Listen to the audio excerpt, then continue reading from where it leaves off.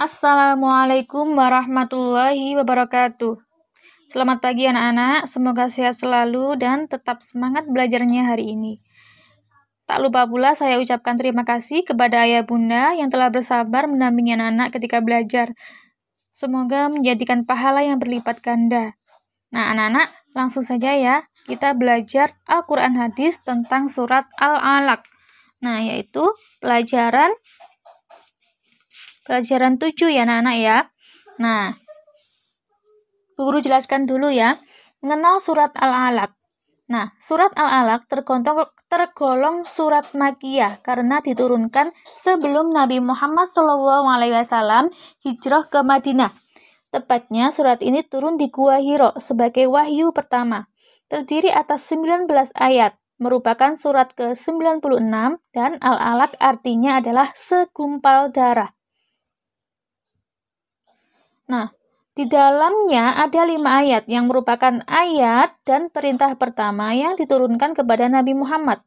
Surat tersebut terdiri dari 2 sebab turun, sehingga surat tersebut terdiri dari 2 bagian.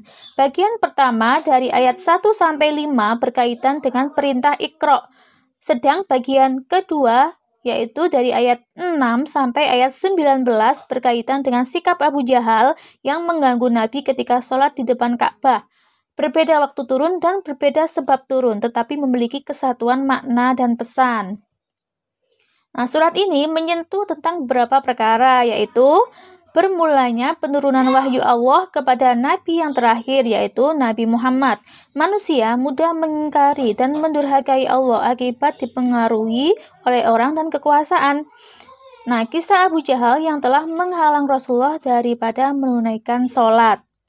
Nah, ini ada asbabun nuzulnya ya, Nana ya, atau sebab-sebab turunnya surat Al-Iqra. Nah, ini ceritanya begini. Nabi Muhammad pergi ke Gua Hiro dan beribadah di tempat itu selama beberapa malam. Pada suatu hari, Baginda didatangi oleh malaikat Jibril yang berkata kepada Baginda, "Bacalah." Baginda menjawab, "Aku tidak pandai membaca." Lalu malaikat itu datang memeluk Baginda sehingga membuat Baginda penat. Kemudian ia melepaskan Baginda sambil berkata, "Bacalah." Baginda menjawab, "Aku tidak pandai membaca." Lalu ia memeluk Baginda kali yang kedua sehingga membuat Baginda penat. Kemudian malaikat Jibril melepaskan Baginda sambil berkata, "Bacalah." Baginda menjawab, "Aku tidak tahu membaca." Malaikat Jibril memeluk Baginda untuk kali yang ketiga, maka turunlah ayat 1-5. Kemudian Baginda pulang ke rumah dalam keadaan menggigil lalu meminta Sayyidatina Khadijah menyelimutkan Baginda. Baginda menceritakan peristiwa tersebut kepada Sayyidatina Khadijah dan Sayyidatina Khadijah menenangkan Baginda. Setelah itu, Sayyidatina Khadijah membawa Baginda berjumpa dengan Waraqah bin Naufal, yaitu sepupu Sayyidatina Khadijah bagi sebelah bapak ya. Baginda menceritakan peristiwa tersebut kepada Waraqah bin Naufal, lalu beliau berkata kepada Baginda bahwa itulah malaikat yang diturunkan kepada Nabi Musa alaihissalam. Waraqah berkata lagi kepada Baginda, "Aku berangan-angan kembali muda belia. Aku berangan-angan semoga aku masih hidup sewaktu engkau diusir keluar oleh kaum engkau." Lalu Baginda bertanya kepada Waraqah, "Apakah mereka akan mengusirku keluar?" Jawab Waraqah, "Ya, tiada siapapun yang datang membawa apa yang dibawa engkau, melainkan ia akan dimusuhi. Jika aku sempat dengan masamu, aku akan memberi sepenuh pertolongan kepadamu." Tidak lama kemudian Waraqah pun meninggal dunia.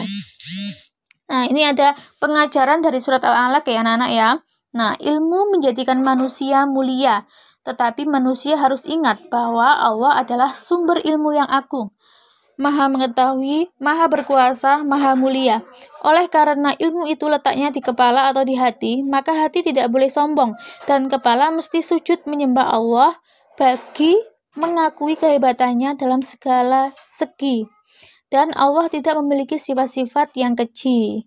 Nah, ini anak-anak kita belajar membaca surat Al-Alaq dulu ya. Didengarkan dengan baik-baik. Bismillahirrahmanirrahim. Iqra bismi rabbikal ladzi khalaq. Khalaqal insana min 'alaq. Iqra wa rabbukal akram. Alladzi 'allama bil qalam. 'Allamal insana ma lam ya'lam. Kalla innal insana layatgha ar-ra'ahu istaghna. Inna ila rabbikar ruj'a. Ara'aital ladzi yanha 'abdan idza shalla. Ara'aita in kana 'alal huda aw amara bit taqwa. Ara'aita in kazzaba wa tawalla. Alam ya'lam bi annallaha yara. Kalla la illam yantahi lanasfa'an bin nasiyah. Nasiyatin kadhibatin khati'ah. Falyad'u nadiyah. Sanad'u zabaniyah. Kalla la tuti'hu wasjud waqtarib. Nah, demikian ya anak-anak ya, dipelajari. Nah, kemudian ini Bu Guru jelaskan keistimewaan dari surat Al-Alaq. Surat yang pertama sekali diturunkan kepada Rasulullah SAW. Nah, ini adalah keistimewaannya dari surat yang pertama kali diturunkan ya. Bagian pertama surat ini diturunkan pada peringkat awal penurunan Al-Quran. Sementara bagi ayat yang lain pula turun selepas dakwah mulai berkembang dan penentangan Quraisy terhadap dakwah semakin meningkat. Nah, itu keistimewaannya. Nah, anak-anak, demikian penjelasan dari Bu Guru. Semoga bermanfaat. Semoga anak-anak memahami. Tugas anak-anak adalah menghafalkan surat Al-Alaq ya. Nggak usah artinya, cuma surat Al-Alaq saja. Nah, kalau sudah hafal, silakan dikirim ke link grup tugas yang Bu Guru sediakan. Nah, jika anak-anak belum hafal, boleh dihafalkan dulu, terakhir pengumpulannya hari Sabtu ya anak-anak ya. Jika sudah hafal boleh langsung setor.